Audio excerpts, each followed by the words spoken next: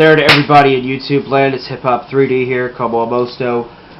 Went to go see Extreme Rules 2000, WWE's Extreme Rules 2010 tonight with Narotic down at the First Mariner Arena in Baltimore, Maryland. I gotta say, overall, the pay-per-view had its good and its bad points. It didn't really, the pay-per-view didn't start off the way you would think it would be. You know, it didn't start off as good. They kind of threw, the tag team impromptu match, which was kind of interesting.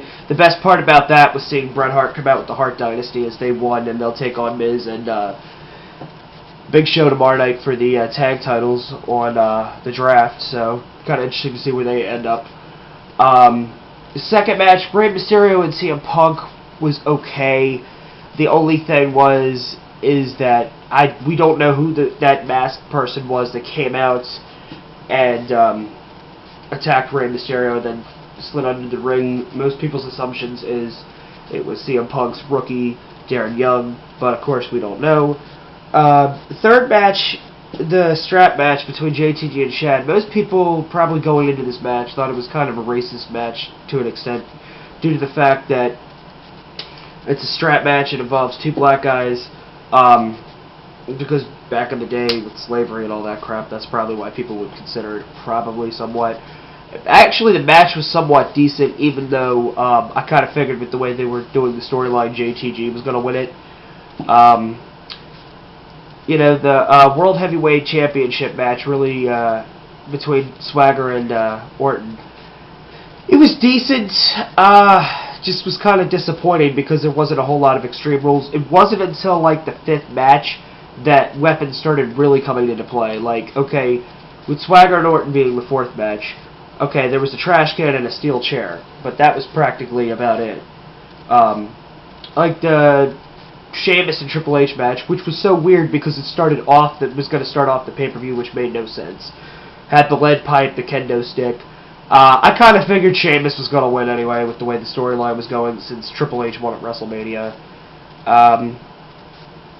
Surprisingly, the only Extreme Rules match there was up until the main event was the Divas match, and a lot of people would be shocked because, they usually don't treat the Divas, well enough to give them, at least a match longer than 5 minutes, if even 5 minutes. Surprised, that actually had, an iron board, an iron, let me see, Beth Phoenix, pushed Michelle McCool on the table or whatever with the makeup stuff.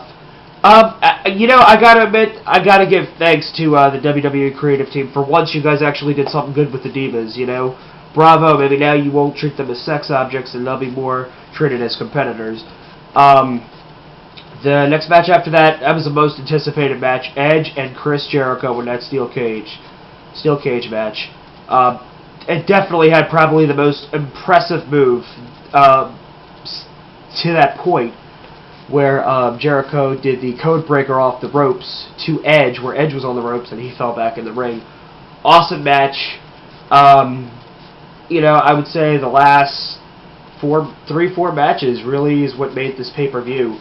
The main event with Cena and Batista, oh my god, that had some great moves in there. With Cena giving Batista the FU, or as they call it, the attitude adjustment, off the steel steps onto the announce table was priceless. Surprisingly, Batista made it up in time. Then Batista, another good move was Batista bombing Cena through the table in the ring. We thought match is going to be over there. The match finally ended with Cena getting the better of Batista with duct taping Batista's feet together so that he couldn't make the 10 count. There was a rumor going around that was going to be Batista's last match, but apparently I think he's got a couple more months left in his contract, so who knows if he'll get re-signed or if he'll go to TNA. But overall, the pay-per-view made it first. It could have started out good, but it had a solid ending. So I think sometimes if it doesn't start out good, it'll get better towards the end. So so that's my review for 2010 Extreme Rules. Let me know what y'all think. Talk to you later. Bye.